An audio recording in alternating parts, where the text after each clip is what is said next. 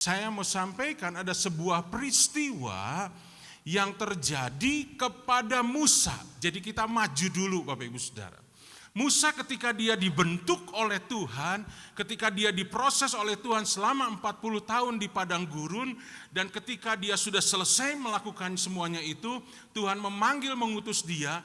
Tuhan menampakkan diri di dalam sebuah semak belukar yang ada api yang menyala, tapi api itu tidak membakar semak belukar. Bapak Ibu Saudara, ketika Musa melihat penglihatan ini, dia ingin menghampiri dan Tuhan berkata, "Musa, tanggalkan kasutmu karena tempat ini kudus." Bapak Ibu Saudara, ketika Musa berlutut dan menyembah Tuhan memperkenalkan dirinya kepada Musa. Bapak Ibu Saudara ingat, kita tidak pernah bisa mengenal Tuhan kecuali kalau Tuhan sendiri yang memperkenalkan dirinya kepada kita manusia. Musa tidak tahu siapa Tuhan itu. Tapi ketika Allah memperkenalkan dirinya dan dia berkata, "Akulah Allah ayahmu, Allah Abraham, Allah Ishak, dan Allah Yakub." Bapak Ibu Saudara, Tuhan memperkenalkan dirinya. Akulah Allah Abraham, akulah Allah Ishak, dan akulah Allah Yakub. Tiga ini disebut Bapak Ibu Saudara, dan tidak boleh dikurangi atau dilebihkan. Kita tidak mengenal dia hanya sebagai Allah Abraham, tapi kita juga mengenal dia sebagai Allah Ishak. Kita mengenal Tuhan kita adalah Allah Yakub. Bapak Ibu Saudara, kenapa Tuhan pakai tiga ini? Tiga hal ini Bapak Ibu Saudara melambangkan pengalaman rohani yang harus terjadi kepada orang-orang pilihannya. Dan orang-orang pilihannya adalah Bapak Ibu Saudara yang sedang duduk mendengarkan firman Tuhan. Amin. Bapak Ibu Saudara dan saya, kita harus mengalami tiga pengalaman ini di dalam kehidupan kita. Mari kita lihat yang pertama, ketika Tuhan memperkenalkan siapa dirinya, dia berkata, "Akulah Allah Abraham." Apa artinya Bapak Ibu Saudara? Abraham adalah seorang yang pernah menerima panggilan dan pilihan Allah. Di dalam Kejadian pasal 12 ayat 1-2 dikatakan, "Berfirmanlah Tuhan kepada Abram, pergilah dari negerimu." Pergi dari negerimu. Negeri apa? Negeri tempat penyembahan berhala. Dari sanak saudaramu dan dari rumah bapamu ini. Dari tempat lingkungan yang penuh dengan penyembahan berhala. Ke negeri yang akan kutunjukkan kepadamu. Yaitu Kanaan, tanah perjanjian. Di mana Abraham akan ketemu dengan Allah yang sejati. Bukan lagi ilah, bukan lagi berhala. Tapi Allah sejati. Allah pencipta langit dan bumi. Bapak Ibu Saudara, sebagai orang pilihan Tuhan harus mengalami ini terlebih dahulu. Kita dipanggil keluar. Dulu kita adalah penyembah-penyembah ilah, penyembah-penyembah berhala. Dulu saya berasal dari keluarga yang menyembah patung, Bapak Ibu Saudara. Arwah orang mati dikasih makan. Saya bertanya sama mama saya, gimana caranya orang sudah mati makan? Dan ternyata betul. Makanannya setengahnya habis, tapi bukan sama arwah orang mati, sama saya Bapak Ibu sudah dimakan. Mama saya marahin, "Kamu nanti makannya ada di sana di dapur. Kamu nggak boleh makan ini." Bapak Ibu Saudara, kita menyembah arwah orang mati, kita menyembah ilah, tapi satu kali Tuhan yang benar, yang namanya Tuhan Yesus Kristus, memanggil kita keluar. Dan kemudian dia pilih kita. "Aku akan membuat engkau menjadi bangsa yang besar. Dan aku akan memberkati engkau serta membuat namamu masyhur. Dan engkau akan menjadi berkat." Bapak Ibu Saudara adalah orang yang dipanggil. Dan kita dipilih untuk diberkati Tuhan. Untuk dipulihkan Tuhan. Supaya Bapak Ibu Saudara dan saya jadi berkat buat orang lain. Jadi alat yang memulihkan orang lain. Siapa yang percaya? Bapak Ibu Saudara sudah mengalami ini, boleh angkat tangannya. Setiap kita harus mengalami yang namanya Allah Abraham. Allah yang memanggil kita keluar. Lalu yang kedua Bapak Ibu Saudara, berbicara soal Allah Ishak. Allah Ishak berbicara tentang kasih karunia Allah. Ada sebuah peristiwa yang sangat istimewa dalam kehidupan Ishak, di mana satu kali bapaknya mendengar bahwa dia harus mengorbankan dirinya. Dalam Kejadian pasal 22 ayat 2 dikatakan, ambillah anakmu yang tunggal itu yang engkau kasihi, yakni Ishak, pergilah ke tanah Moria dan persembahkanlah dia di sana sebagai korban bakaran. Bapak Ibu Saudara, ketika kita mendengar kata persembahkan seorang anak, jangan berpikir seperti sekarang, penyerahan anak. Ada orang tua yang bawa anaknya dengan iman, serahkan sama gembala, didoakan, dibawa pulang lagi kan ke rumah. Tidak ditinggalkan di sini, katanya penyerahan. Kok tidak diserahkan? Enggak, itu hanya sekedar sebuah sebuah liturgi gereja di mana dengan iman kita mempersembahkan anak kita, dan hamba Tuhan yang diurapi itu mendoakannya supaya anak ini ada menjadi milik Tuhan. Tapi waktu itu bukan seperti itu Bapak Ibu Saudara. Waktu itu yang namanya penyerahan anak atau persembahan anak adalah bahwa Ishak harus dibunuh, disembelih, dipotong-potong, dan kemudian dibakar di atas mezbah korban bakaran. Bayangkan Bapak Ibu Saudara, Ishak, anak yang dikasihi, dia harus dikorbankan oleh bapaknya sendiri. Ketika sampai di gunung itu Bapak Ibu Saudara, mezbah korban bakaran sudah dibangun, dan kemudian Abraham mulai mengikat tangan dari Ishak. Dan kemudian dia baringkan, dia sudah angkat pisau seperti yang ada di gambar itu Bapak Ibu Saudara. Tinggal ditancapkan saja. Ketika mau ditancapkan, tiba-tiba Tuhan berfirman, Abram, cukup. Aku sudah melihat hatimu. Dan Bapak Ibu Saudara, kemudian Abram menoleh dan melihat seekor domba jantan di belakangnya, yang tanduknya tersangkut dalam belukar.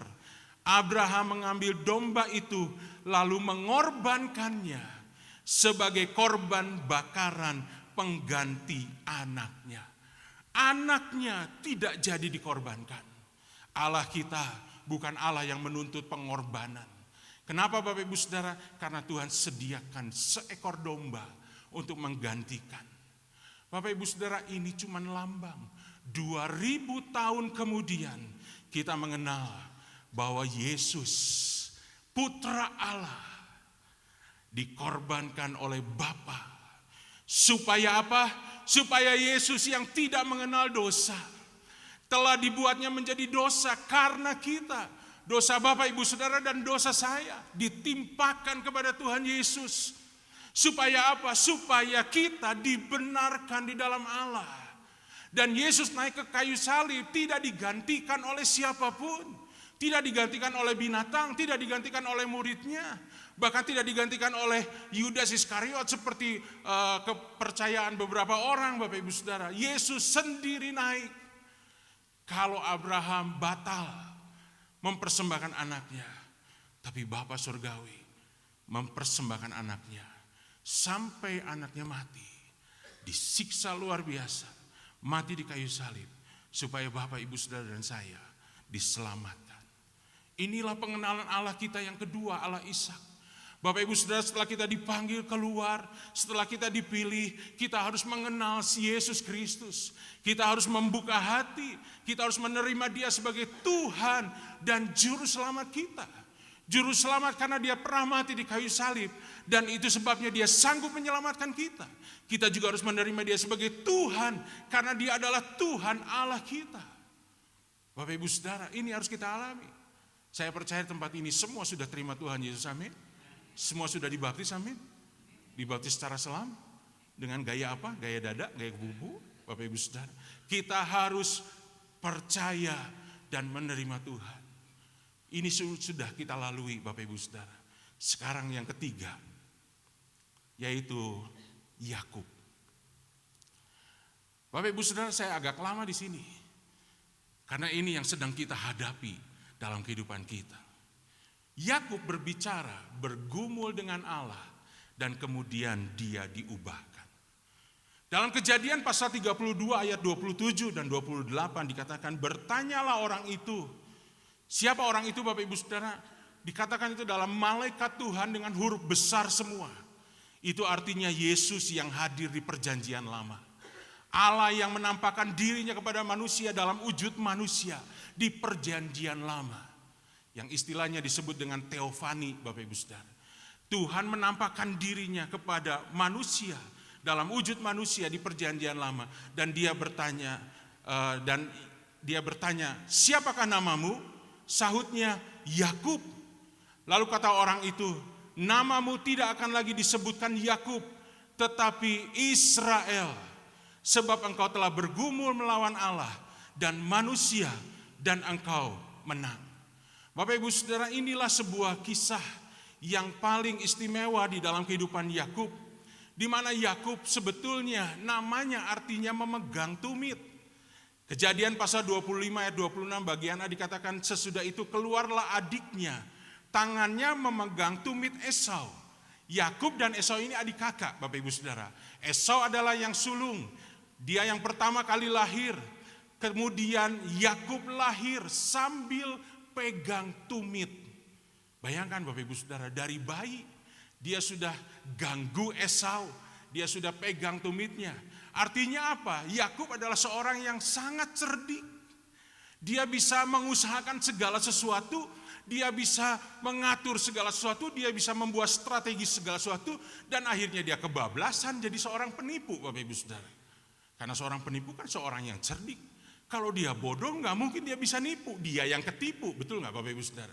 Kalau seorang jadi penipu, dia adalah seorang yang cerdik. Nah, Bapak Ibu Saudara, Yakub adalah seorang yang begitu cerdik, bisa menguasai orang lain, bisa membuat strategi dan akhirnya dia menipu. Tetapi ketika satu kali dia bergumul dengan Allah dan namanya diubahkan, namamu bukan lagi Yakub, tapi engkau sudah bergumul dengan Allah dan manusia dan engkau menang. Karena itu namamu menjadi Israel. Kata Israel dari dua suku kata, Bapak Ibu Saudara, Yisra dan El. Yisra artinya bergumul, berkulat, berkelahi. El itu berasal dari kata Elohim, panggilan orang Israel kepada Allahnya. Israel artinya seorang yang pernah bergumul dengan Allah. Dan kemudian ditafsirkan dia menang dan dia jadi pangerannya Tuhan. Bayangkan Bapak Ibu Saudara, Yakub yang tadinya penipu diubah menjadi orang yang pernah menang bergumul dengan Allah dan dengan manusia, dan dia jadi pangerannya Tuhan. Gimana nih ceritanya? Coba kita lihat Bapak Ibu Saudara sekarang kronologisnya ya, supaya Bapak Ibu Saudara dan saya bisa memahami kebenaran firman Tuhan. Yang pertama kita lihat Bapak Ibu Saudara, inilah usaha Yakub di dalam kecerdikannya, di dalam kepintarannya. Yang pertama, dia menipu kakaknya Bapak Ibu Saudara. Ketika Esau pulang dari berburu, lapar dia. Yakub Bapak Ibu Saudara memasak sup kacang merah. Orang Manado atau orang Timur tahu namanya apa? Brenebon. Kacang merah, kasih rempah-rempah, kasih daging sapi. Waduh enak Bapak Ibu Saudara. Laparlah kita hari ini. Jangan membayangkan brenebon dulu Bapak Ibu Saudara. Dia membuat brenebon. Dan kemudian Esau datang. Aduh Yakub bagi dong sedikit. Gak bisa. Gimana caranya? Saya pengen makan. Kalau gak makan saya mati. Jual hak kesulunganmu. Bapak Ibu Saudara, mungkin kita belum mengerti ya. Hak kesulungan itu apa? Bapak Ibu Saudara, dalam budaya Israel, hak kesulungan itu sangat penting Bapak Ibu Saudara. Anak sulung yang pertama, dia punya warisan 2/3 dari warisan bapaknya.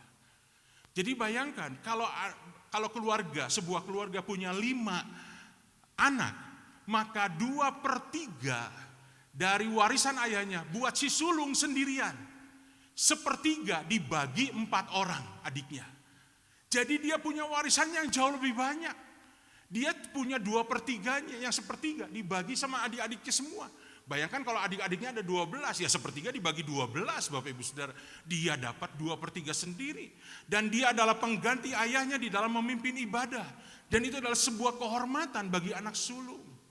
Bapak Ibu Saudara, hak kesulungan itu hak yang luar biasa, berkat yang besar.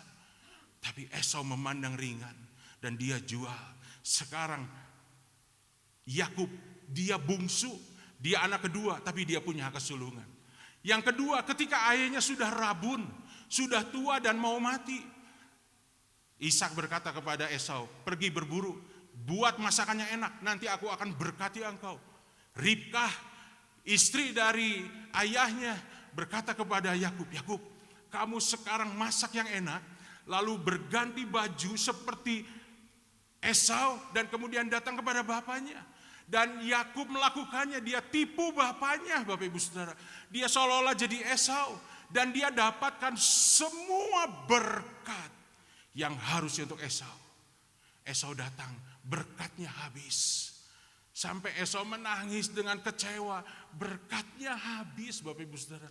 Dia tipu bapaknya dengan kecerdikannya. Yang ketiga, ketika dia harus kabur karena dia takut oleh Esau, dia pergi ke daerah bekas tempat tinggal ibunya dan dia menemukan seorang wanita yang namanya Rahel yang begitu cantik dan dia begitu suka, Bapak Ibu Saudara. Dan kemudian dia lakukan segala yang terbaik kepada calon mertua yang namanya Laban. Aku mau anakmu Rahel. Dan kemudian kata Laban, kerja 7 tahun. Begitu kerja 7 tahun yang dikasih kakaknya Lea yang kurang cantik. Gak mau, kerja lagi 7 tahun. Bayangkan Bapak Ibu Saudara. Alkitab berkata 7 tahun itu dirasakannya singkat. Karena dia ingin mendapatkan Rahel dan dia dapatkan Rahel. Kemudian Bapak Ibu Saudara yang keempat, maaf ya saya lupa ini. Pantesan Bapak Ibu Saudara ada bingung semua. Nah ini Bapak Ibu Saudara. Dan yang keempat Bapak Ibu Saudara adalah dia mengumpulkan hartanya sedemikian rupa. Bagi Laban, mertuanya dikasih binatang-binatang yang lemah. Yang kuat, yang bagus, domba yang baik. Itu untuk dirinya dengan berbagai macam cara. Maaf Bapak Ibu Saudara, saya tidak bisa menjelaskan secara detail, waktunya tidak cukup. Bapak Ibu Saudara bisa baca di Alkitab. Lihat Bapak Ibu Saudara, kehebatan Yakub.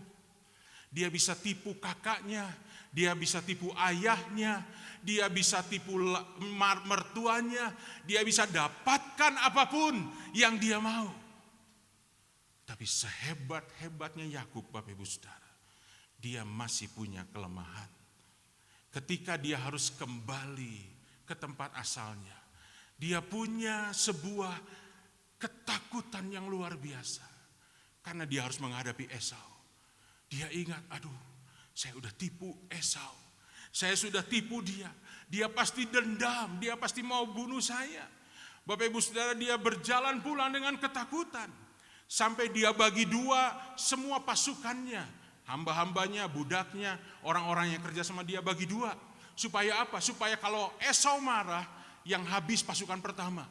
Kalau pasukan yang pertama kalah, masih ada pasukan yang kedua. Dan dia siapkan yang ketiga adalah istri-istrinya. Karena istrinya berapa Bapak Ibu Saudara? 4, jangan ditiru. Satu saja kita. Ini Yakub Bapak Ibu Saudara ya. Yakub 4 dan anaknya ada 12. Dia siapkan itu. Dia berharap ketika Esau lihat istri dan anak-anaknya, lihat keponakan-keponakannya, Esau tidak jadi marah. Dan kemudian dia siapkan semua persembahannya. Dia siapkan, tapi dia sendiri ketakutan Bapak Ibu Saudara. Dia sudah seberangkan semuanya. Dan kemudian dia diam di sebuah tempat yang namanya Sungai Yabok. Di sini mari kita pelajari Bapak Ibu Saudara. Ada sebuah proses yang mengubahkan Yakub di Sungai Yabok. Kata Yabok berasal dari bahasa Ibrani yang artinya tempat pengosongan. Yakub dikosongkan. Nah, lihat Bapak Ibu Saudara, dalam Kejadian pasalnya yang ke-32 ayat 24 bagian A, lalu tinggallah Yakub seorang diri di situ. Di Sungai Yabok, dia seorang diri, padahal dia punya 4 istri dan 12 anak. Dia punya puluhan, bahkan mungkin ratusan hamba-hamba, budak-budak, prajurit-prajurit, tapi di situ dia seorang diri. Di dalam ketakutannya, dia seorang diri. Enggak ada yang bisa menolong dia. Bapak Ibu Saudara, kalau kita pernah mengalami Allah Abraham, di mana kita dipanggil dan dipilih. Kalau kita pernah mengalami Allah Ishak, di mana kita menerima Yesus Kristus, maka kita tidak bisa lari dari Allah Yakub, di mana kita bisa mengalami ketakutan dalam hidup kita. masalah besar terjadi. Boleh angkat tangan Bapak Ibu Saudara yang tidak pernah punya masalah dalam hidupnya? Lempeng-lempeng saja, semuanya bagus, sehat, anak-anak baik, duit cukup, mau kemana, mau pergi ke luar negeri, mau pergi ke Bali, mau pergi ke Labuan Bajo, bisa. Enggak cuma kecucian Bajo saja Bapak Ibu Saudara, ke Labuan Bajo juga bisa. Ada yang seperti itu? Rasanya enggak ada. Setiap kita, termasuk saya, kita pernah punya masalah. Kita pernah punya ketakutan. Dan dalam masalah itu Bapak Ibu Saudara, kita mengalami kesendirian. Kita datang sama saudara, dan saudara kita nggak bisa nolong. Kita datang ke gereja dan kita berharap ada hamba-hamba Tuhan, ada gembala yang bisa menolong kita. Tapi ternyata tidak ada yang bisa menolong. Ada banyak orang Kristen marah karena nggak ada yang mau menolong dia. Marah ke gereja, saya nggak mau ke gereja lagi. Ngapain di gereja juga nggak ada yang nolong saya. Padahal jangan marah Bapak Ibu Saudara. Bahwa itu memang Tuhan izinkan terjadi di mana kita sendiri menghadapi ketakutan kita.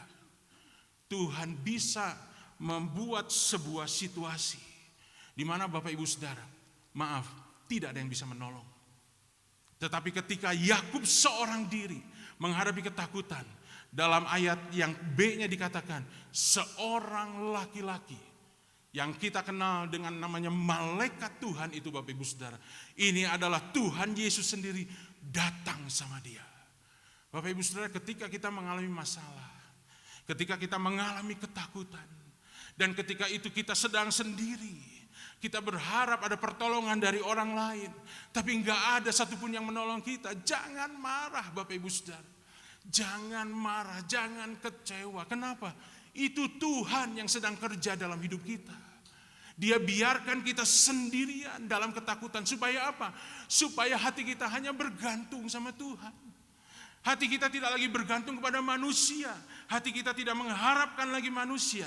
Hati kita hanya bergantung dan mengharapkan Tuhan. Dan pada saat itu, Tuhan akan datang dalam hidup saudara.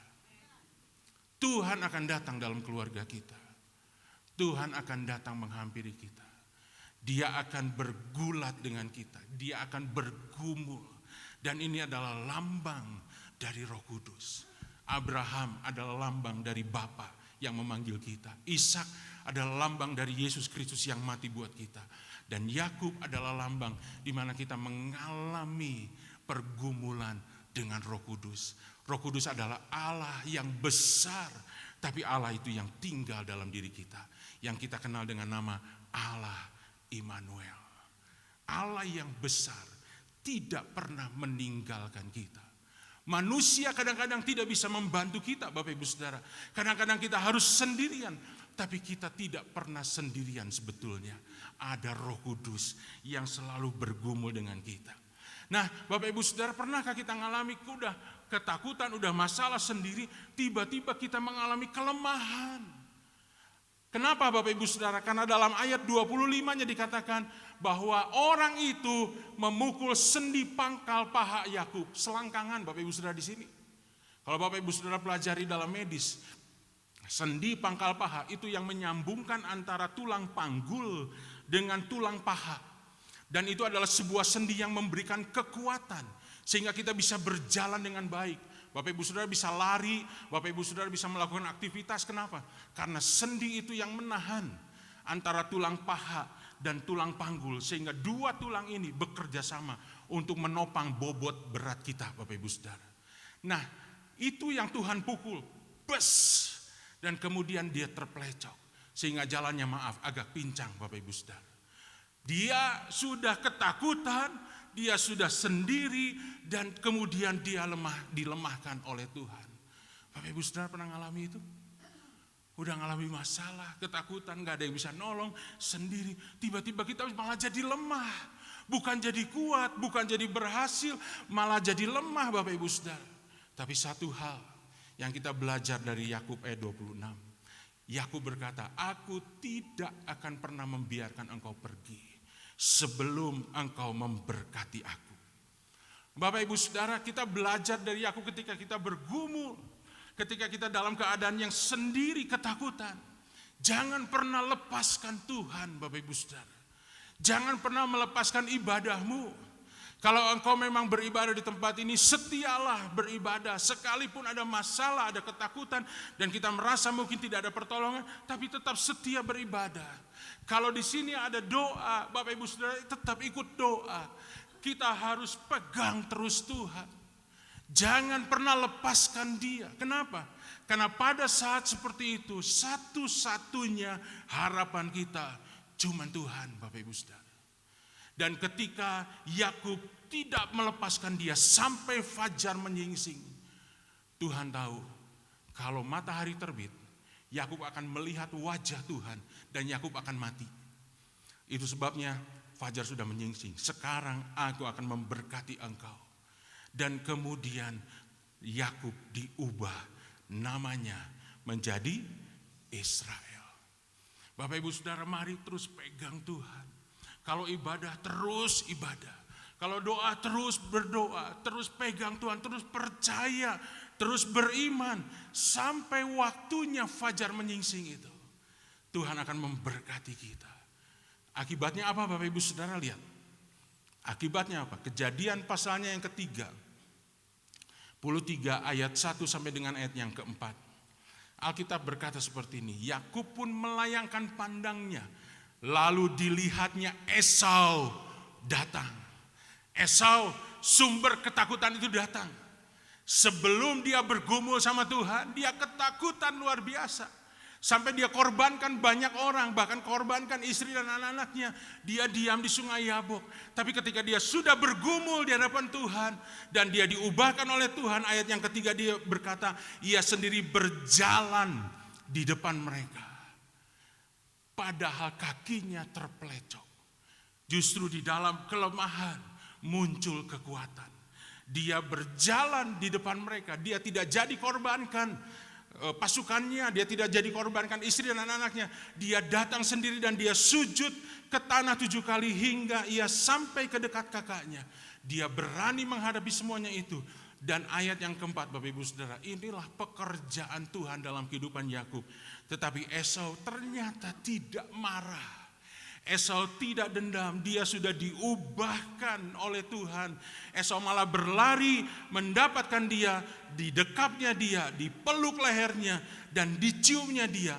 Lalu bertangis-tangisanlah mereka. Ketika Yakub bergumul dengan Allah, Allah menyelesaikan persoalannya. Ketika Bapak Ibu Saudara dan saya tetap setia sama Tuhan, bergumul dengan Allah terus, bergumul dengan Roh Kudus, enggak nyerah. Kita terus pegang Roh Kudus, kita terus berjalan bersama dengan Roh Kudus, kita tetap setia beribadah, kita tetap setia berdoa. Bapak Ibu Saudara, kita akan melihat Allah bekerja, menyelesaikan semua yang kita tidak bisa selesaikan. Amin Bapak Ibu Saudara. Ini yang harus kita alami. Saya percaya Bapak Ibu Saudara sudah mengalami berkat Abraham, di mana kita menerima panggilan dan pilihannya. Kita sudah mengalami berkat Ishak, di mana kita menerima Yesus Kristus. Tapi jangan lepaskan yang ini Bapak Ibu Saudara. Kita juga harus mengalami berkat Yakub, di mana hidup kita diubahkan, hidup kita diperbaharui, dan kita melihat mujizat Tuhan terjadi dalam hidup kita. Apa yang kita takutkan, apa yang kita jadi masalah Bapak Ibu Saudara. Bahkan kita merasa kita semakin gak berdaya. Tapi satu kali kita akan melihat Tuhan selesaikan semuanya itu bagi kita semua. Saya tutup dengan satu ayat ini Bapak Ibu. Imam musik boleh mempersiapkan diri. Paulus pernah mengalami masalah ini juga. Dia berdoa sama Tuhan 3 kali. Minta supaya utusan iblis itu mundur dari dia. Tetapi Tuhan berkata, cukuplah kasih karunia bagimu. Sebab justru dalam kelemahanlah kuasaku menjadi sempurna. Sebab itu aku terlebih suka bermegah atas kelemahanku, supaya kuasa Kristus turun menaungi aku. Bapak Ibu Saudara, kalau hari ini Bapak Ibu Saudara merasa ada masalah, ada sesuatu yang kita tidak bisa selesaikan, dan rasanya kita jadi takut, kita jadi gentar, dan kita malah sendiri, nggak ada, kita minta tolong, nggak ada yang bisa tolong kita. Malah kita semakin lemah, semakin merasa tidak berdaya. Bapak Ibu Saudara, jangan lepaskan Tuhan. Jangan berhenti ibadahmu. Jangan berhenti doamu. Kita tetap bergumul dengan Roh Kudus. Kenapa? Lihat satu kali. Di dalam kelemahan kita, justru kuasa Tuhan bekerja dengan cara yang luar biasa. Mari kita berdoa di hadapan Tuhan. Haleluya.